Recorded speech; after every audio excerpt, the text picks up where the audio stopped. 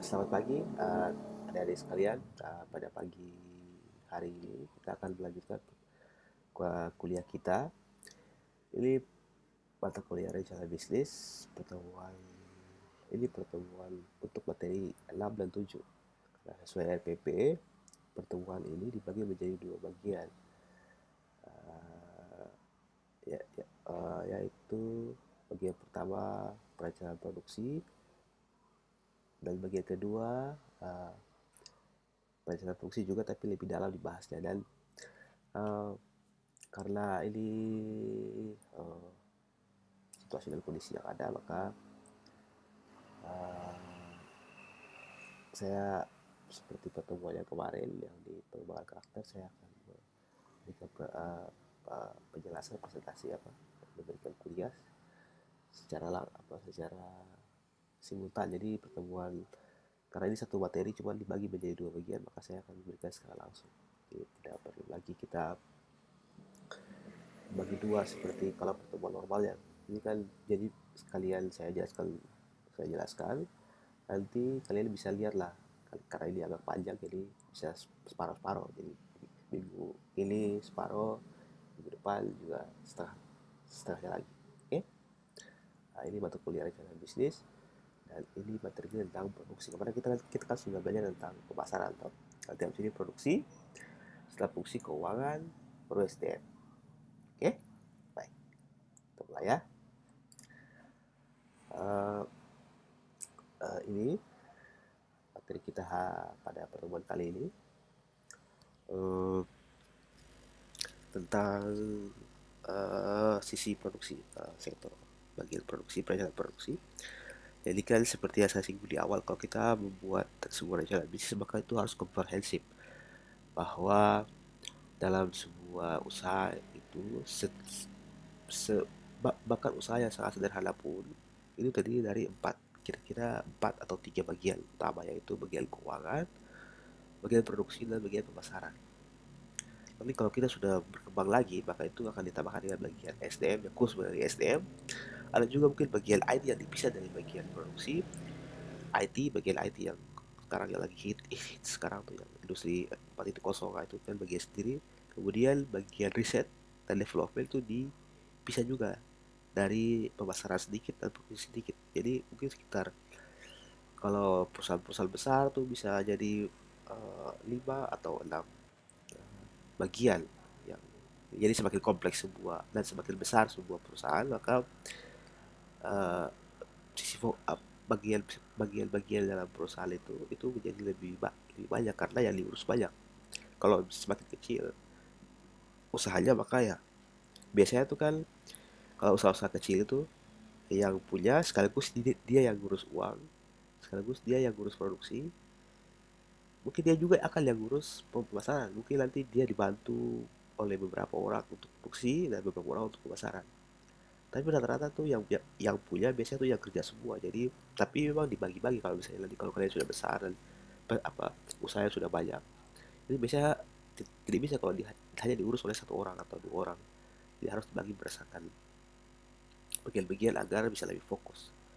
Oke. Nah, kali ini kita, setelah kemarin kita belajar tentang sisi pemasaran, sekarang kita perencanaan pemasaran, sekarang kita belajar tentang perencanaan produksi. Oke. Nah, tujuan perkuliahan ini, saya harapkan kalian ketika menonton ini berulang-ulang, kalian mampu merumuskan perencanaan produksi dan operasi dalam membuat kalian punya bisnis plan nanti di akhir kuliah. Jadi ketika nanti kalian buat bisnis plan, kalian sudah bisa buat punya rencana pemasarannya pada pertemuan kemarin.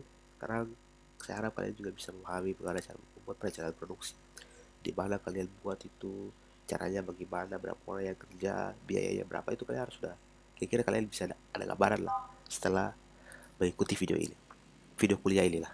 Oke, gitu ya. Ya, kenapa kita perlu adanya perencanaan produksi? Kenapa? Jadi kalau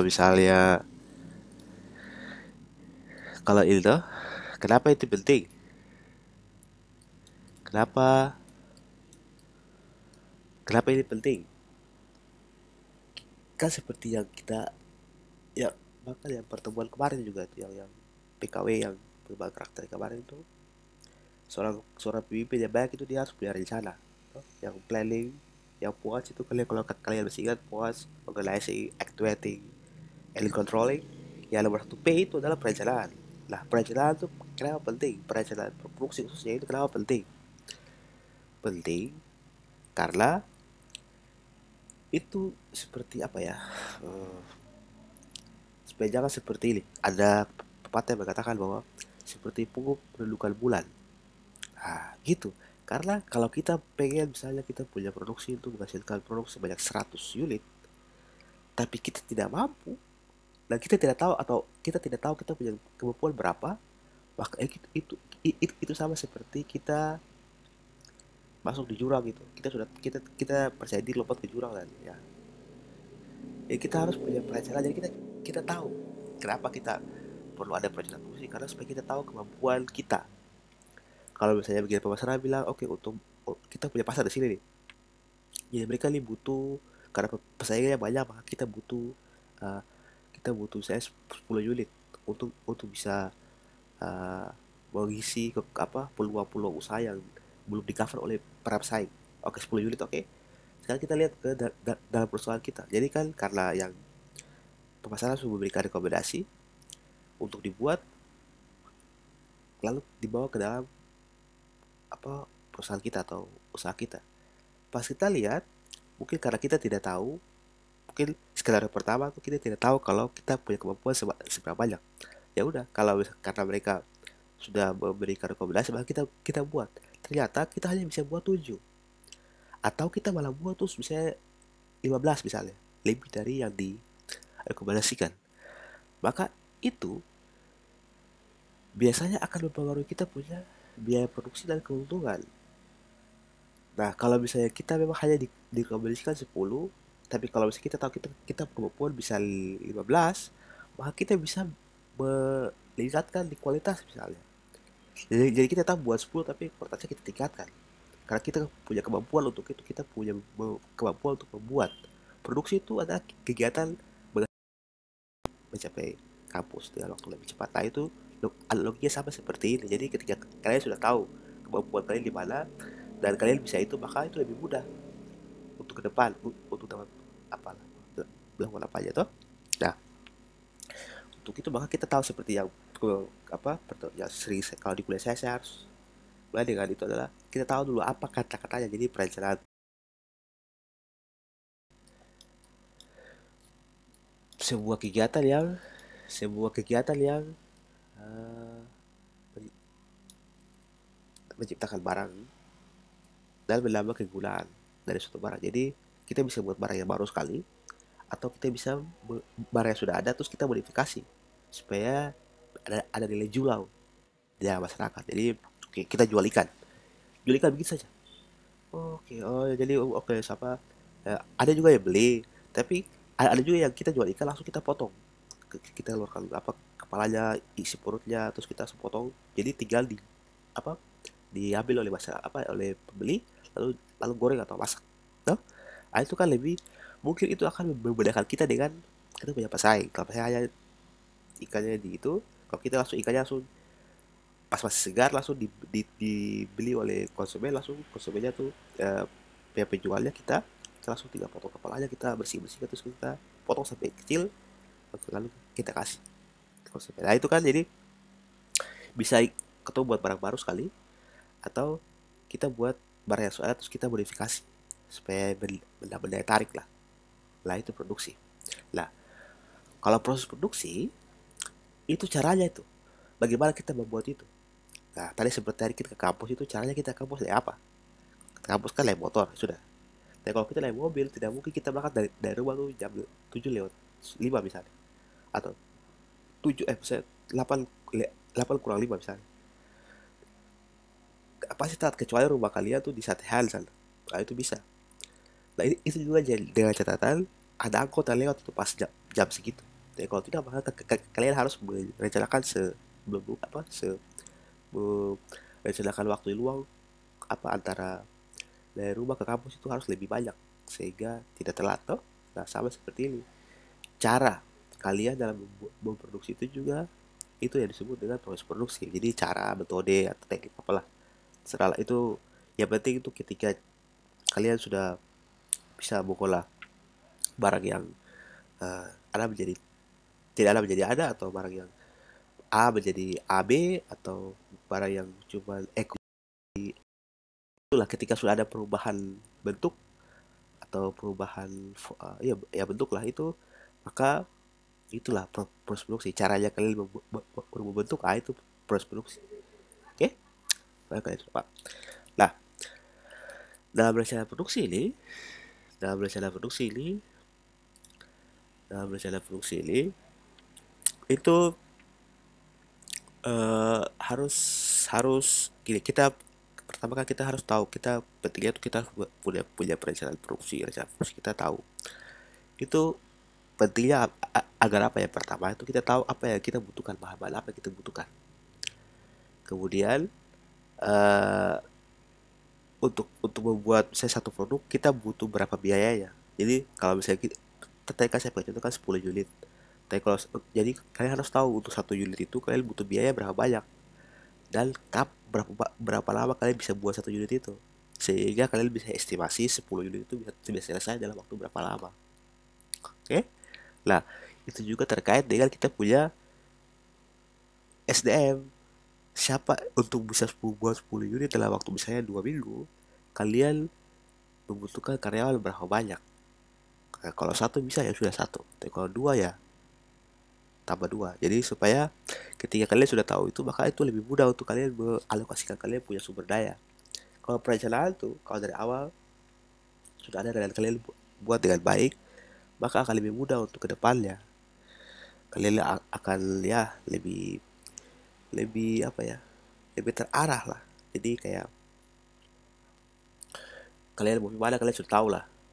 Kalian lebih gampang tuh kalau ke kampus, berarti kan ya eh, sudah tahu ke kampus naik angkot berarti lima apa saya 10.000 sudah cukup lah, bisa bolak balik tuh. Jadi kalian harus sudah punya, jadi karena kalian sudah tahu kalian naik angkot maka biaya angkot itu kan 10.000. Jadi kalian sudah bisa memperkirakan biaya biaya 10.000 itu karena kalian tahu kalian naik angkot. Nah ini kan kalau kalian tahu kalian membuat apa pakai alat apa dan berapa lama, maka kalian tinggal kalian bisa mengestimasi biaya-biaya itu dan berapa orang yang kerja kan. Nah, bisa itu. Oke, jadi ya perencanaan produksi ini penting sekali, sama seperti perencanaan-perencanaan lain, perencanaan SDM, perencanaan keuangan, perencanaan pemasaran, perencanaan produksi dan operasi, itu juga semua penting. Tidak ada yang lebih penting daripada yang lain. Jadi biasanya kan oke, keuangan penting karena mereka yang atur uang. Enggak juga sih. Kalau atur uang tapi kalau tidak ada yang kerja, atau salah salah estimasi, atau terlalu terlalu ideal, apa terlalu ketat, akhirnya tuh kaku, akhirnya tuh tidak bisa menyambut peluang bisnis yang ada. Itu kan juga tidak baik. Jadi semua tuh harus sama. Jadi seperti saya bilang kemarin, semua apa ya, semua kayak yang pertemuan dari apa, pengembangan karakter kemarin, yang minggu kemarin, ya saya yang hari kemarin tuh ada yang planning, organizing, activating, dan controlling, itu semua tuh harus satu level. Tidak ada yang lebih rendah dan lebih tinggi dari yang lain. Sama seperti ini, produksi, pemasaran, keuangan, dan SDM itu harus sama. Tidak ada yang lebih tinggi daripada yang lain untuk bisa maju lah.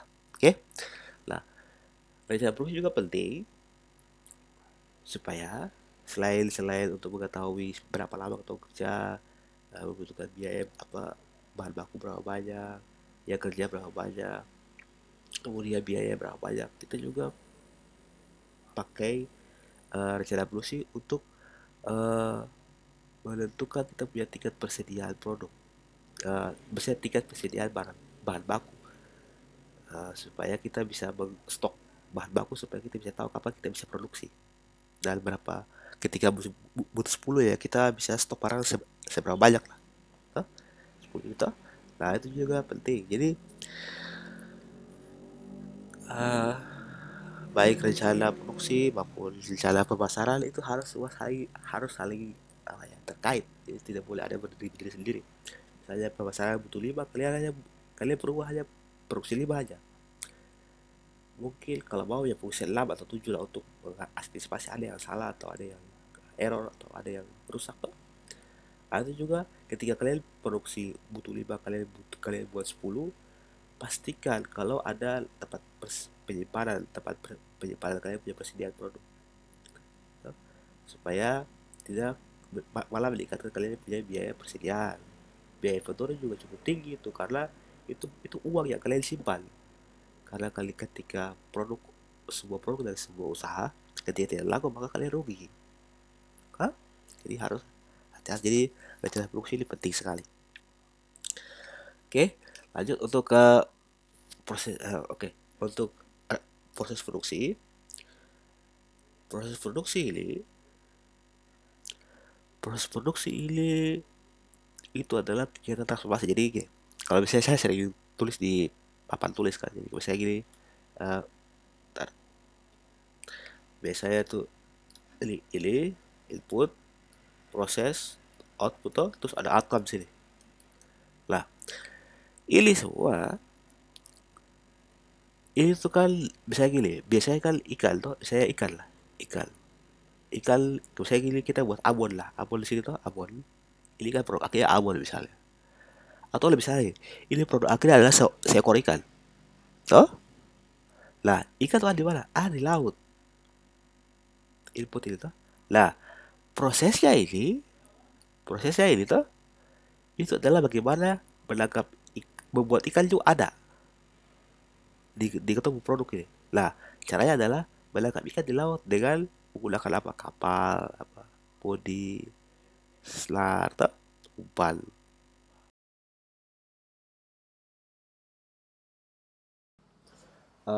Baik, kita lanjutkan. Jadi, bagaimana kita menghasilkan sebuah eh, bisa menghasilkan sebuah produk?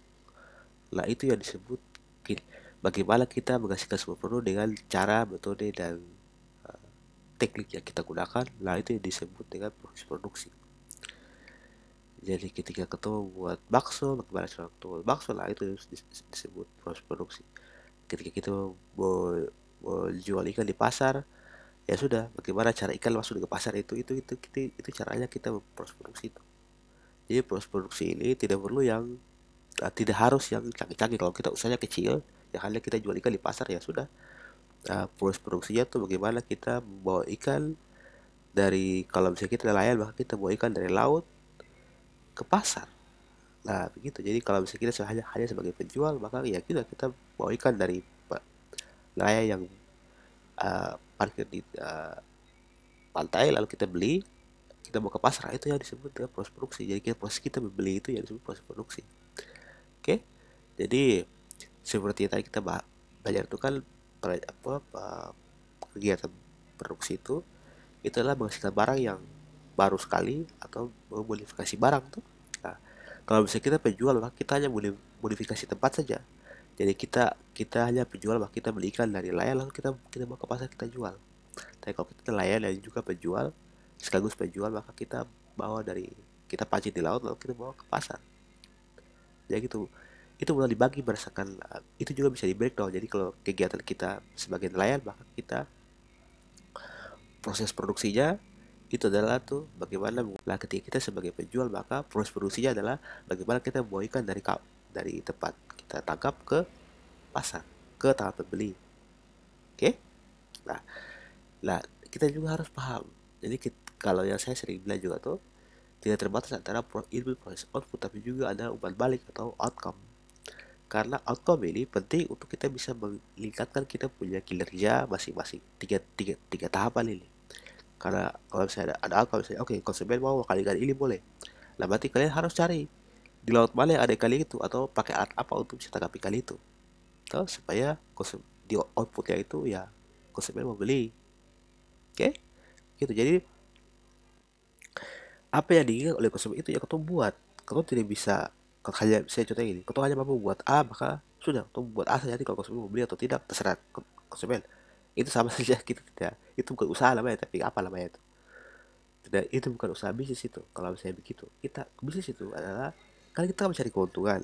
Keuntungan itu adalah dengan membuat konsumen beli kita produk, tapi dengan cara-cara yang baik. Tuh seperti kita belajar kemarin tuh, ya karakter berusaha harus bertanggung jawab tuh. Jangan membuat barang-barang yang keluar sama barang-barang palsu, misalnya pakai, kalau pancing ikan pakai bom, pakai racun tuh, nanti kalau masyarakat makan terus masyarakat keracunan kan, itu kan tidak baik. Jadi kita harus, meskipun kita mencari keuntungan dengan cara apapun itu, tapi kita pakai cara-cara yang baik terus supaya kita jadi berusaha yang baik. Karena ketika kita pakai cara yang baik dalam berusaha, dalam berproduksi, maka biasanya tuh ya kita usahakan sustainable atau uh, berkelanjutan lah istilahnya. Jadi kalau malah kita pakai cara-cara tidak baik, mau bisa kita untung tapi pada saat itu cuma jangka pendek aja, karena pasti jangka panjang pasti ketahuan lah. Oke, mereka bang, kita bisa bangkrut. Oke, oke. Nah, jadi kalau misalnya tadi kan produksi itu kan menghasilkan barang yang benar-benar baru dan modifikasi dan menambah fungsi toh dari sebuah produk. Nah, di situ itu ada label, ada enam, kira-kira enam bagian yang bisa kalian pilih. Yang pertama adalah tuh kalian harus, kalau misalnya kalian hanya punya usaha hanya modifikasi saja atau usaha pengolahan misalnya, usaha pengolahan perikanan, contoh paling pas lah. Contohnya itu dari kalian ikan biasa terus kalian mau jadi abon toh. Lah itu bagaimana caranya ya? Yang pertama tuh langkahnya tuh ya kalian seleksi apa, lihat dulu kalian punya dalam diri dulu. Untuk membuat abon tuh butuh apa saja? Caranya bagaimana? Hah? Kemudian kalian lihat alat-alatnya apa dulu. Setelah itu, setelah kalian sudah dapat setelah kalian sudah dapat setelah kalian sudah dapat caranya, kalian harus sudah mulai identifikasi alat-alat yang dibutuhkan.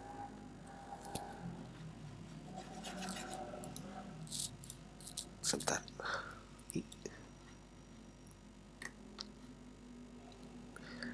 Oh, identifikasi alat-alat yang dibutuhkan, kemudian kalian produksinya di mana. Ketika sudah dapat alat-alat, sudah punya rencana, sudah tahu alat-alat yang dibutuhkan apa, kalian buat di mana.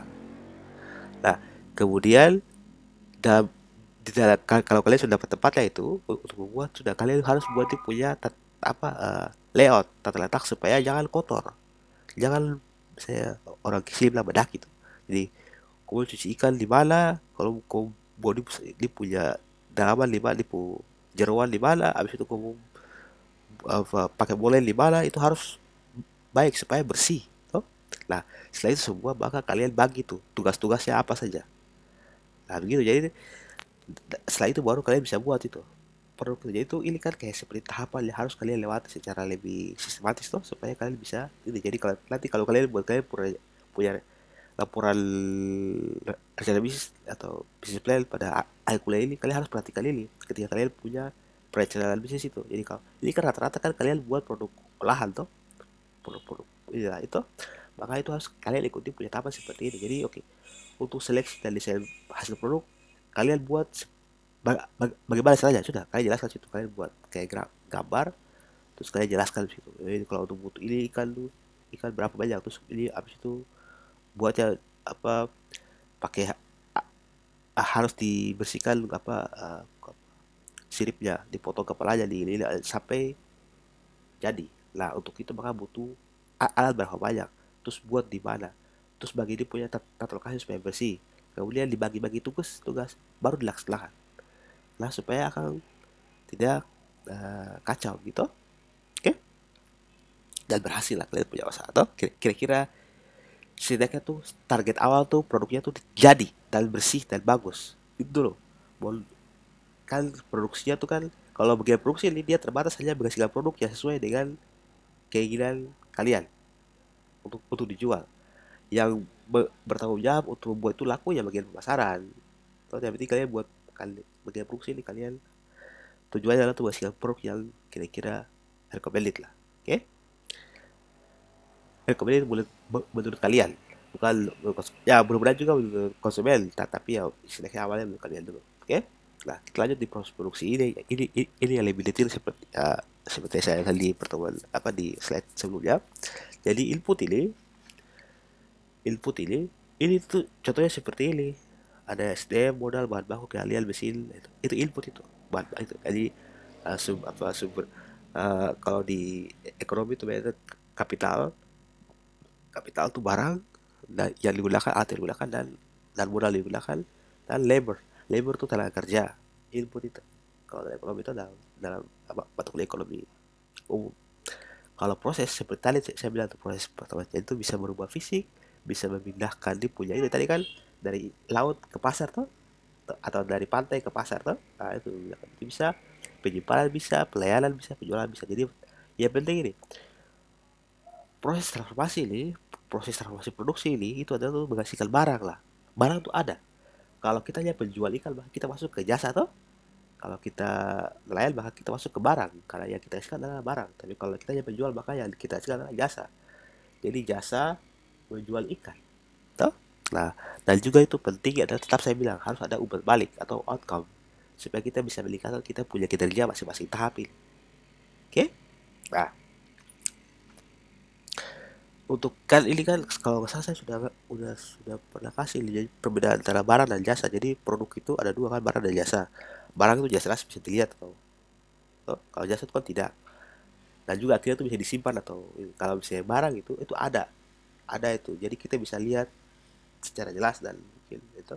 Tapi kalau jasa itu bisa tuh agak-agak lebih abstrak tuh. Jadi lebih ke, jadi kita lebih personal, jadi kita bisa secara subjektif kita menilai itu.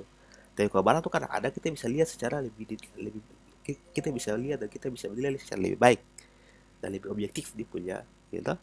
Dan kalau barang itu bisa kita ada di atribut ya, atribut itu artinya apa, di ukuran dia punya bentuk di apa tuh, karena memang kelihatan tuh sesuatu yang ada. Tapi kalau jasa kan kita tidak tahu itu jasa, misalnya jasa parkir itu tidak tahu itu bentuknya kayak gimana. Kita hanya bisa merasakan saja dia jasa parkir, kita parkir di situ tuh. Atau jasa misalnya contohnya kalian kuliah nih, kita tidak bisa lihat tuh tidak bisa lihat tuh yang kita sampaikan, tapi kalian bisa mudah-mudahan selalu dari Poltek kalian bisa ada lah ilmu-ilmu yang kalian apa terima. Itu jasa itu, jadi tidak tahu kita, jadi itu akan lebih subjektif lah kalau jasa. Tapi kalau untuk produk itu lebih objektif karena ada yang bisa kita lihat toh. Oke. Nah, itu perbedaan itu. Tadi itu perbedaan antara barang jasa. Jadi kalau kan lebih mudahnya itu kan barang itu adalah barang yang, kalau barang itu sesuatu yang ada, jasa itu tidak ada. Akhirnya itu kita bisa lihat, kita bisa nilai kalau di barang. Tapi kalau biasa kita tidak bisa lihat nilai dari itu dengan baik karena kita hanya pakai kita punya perasaan aja. Akhirnya itu kita subjektif toh. Gitu. Jadi apa, lebih ini tuh. Kalau misalnya jasa itu kan lebih personal, jadi kita harus benar-benar membuat sehingga kita konsumen itu merasa nyaman tuh. Jadi contohnya kalau kita jual ikan ya usaha tuh ikan yang kita jual itu benar-benar langsung memudahkan konsumen. Contohnya tadi sudah dipotong potong kecil sesuai dengan keinginan konsumen dan juga langsung bisa diambil tanpa harus saya gini kita saya kita buat ikan mau beli nggak sih kan, iyo mau beli dong saya 2 ekor. Oh kan nanti sore ya. Wih, itu kan nanti kan tidak memudahkan konsumen toh. Nah, tapi kalau bisa beli ikan ada, sudah langsung. Oke, beli teh. Nah, itu kan lebih enak toh. Itu kan jadi itu akhirnya apa? Konsumen merasa lebih senang karena mereka punya penilaian secara subjektif dan personal dibandingkan dengan barang yang objektif. Toh? Oke. Nah, karakteristik produk barang jasa. Produk barang jasa. Oke. Nah, kan produk itu ada dua. Produk itu ada dua, yaitu barang dan jasa. Jadi barang dan jasa ini itu adalah produk. Jadi jangan kalian terjebak atau terbingung-bingung tuh. Produk itu terdiri dari dua, ya, barang dan jasa. Oke? Nah, produk tunggal itu produk yang hanya satu produk saja, satu jenis produk. Contohnya itu ya ikan-ikan saja. Jadi itu satu itu saja, ikan atau misalnya udang saja, mutiara saja, rumput laut saja. Sehingga ada yang lain-lain itu saja. Itu produk tunggal. Tapi kalau produk yang lain produk, jadi atau lili produk atau ya pakai atau diversifikasi, itu produk yang eh, kayak ini jadi contoh yang produk produk garis atau lain lain produk atau produk lili itu seperti ini. Kalian kan ikan toh, kalau ikan tuh kan pasti ada di pakai tas plastik tuh isi toh. Habis itu kalian ya sudah contohnya tuh. Kalau atau kalau contoh lain tuh apa ya, contoh yang ikan-ikan ini, contoh rumput laut ini kan pasti kalian butuh tali, butuh pelampung toh. Nah itu jadi apa tuh sekalian eh, misalnya ada rumput laut basah, ada rumput laut kering. Nah, itu jadi tuh kayak produk-produk yang sejenis tapi satu punya punya hubungan begitu.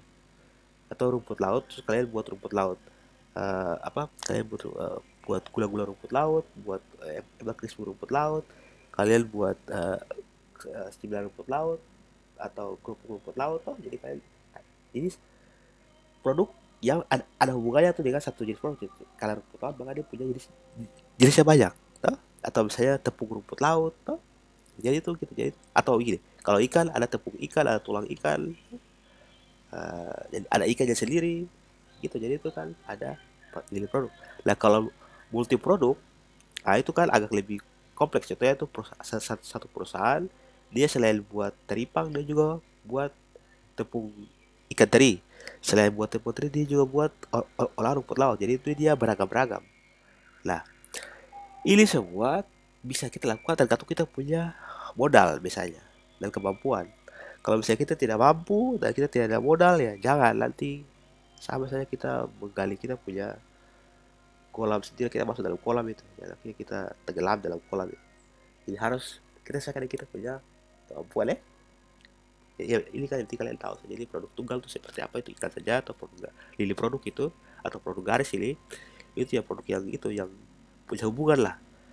Contohnya satu, saya yang di Selayar tuh dia buat eh, di Selayar tuh dia buat tepung teri nama ikan teri itu, itu juga kan begitu. Contohnya seperti itu. Jadi beberapa produk tapi ada hubungannya ya.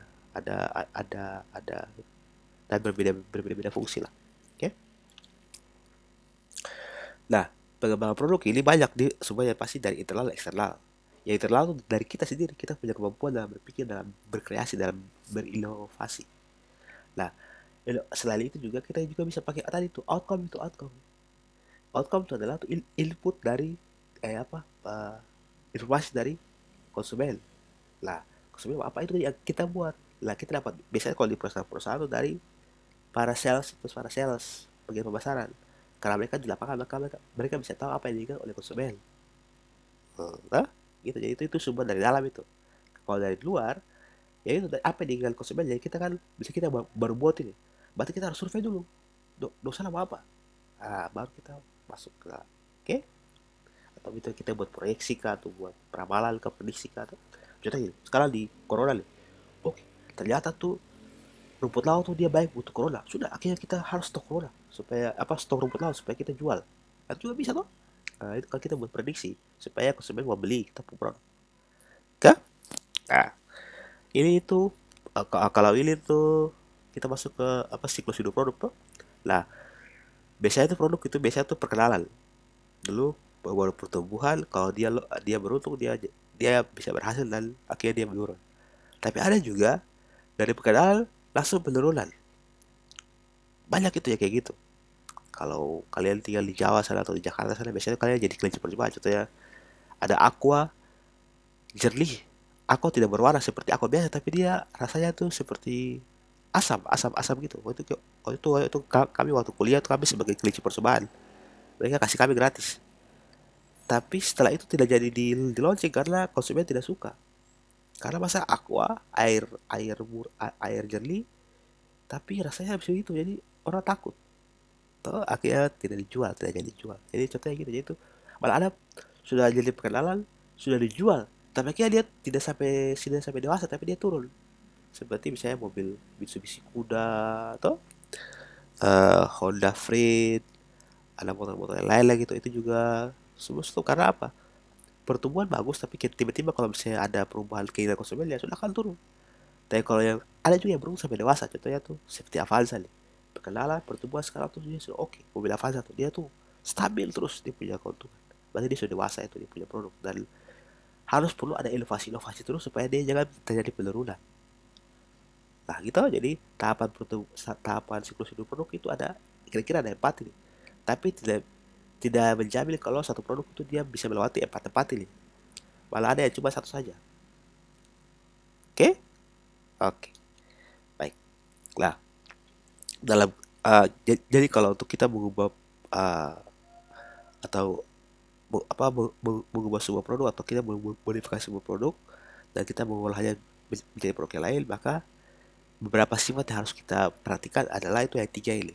Kita punya proses ekstraktifnya, proses pabrikasinya, dan proses analitiknya. Kalau ekstraktif ini itu kita apa ya, itu kita mengubah barang mentahnya.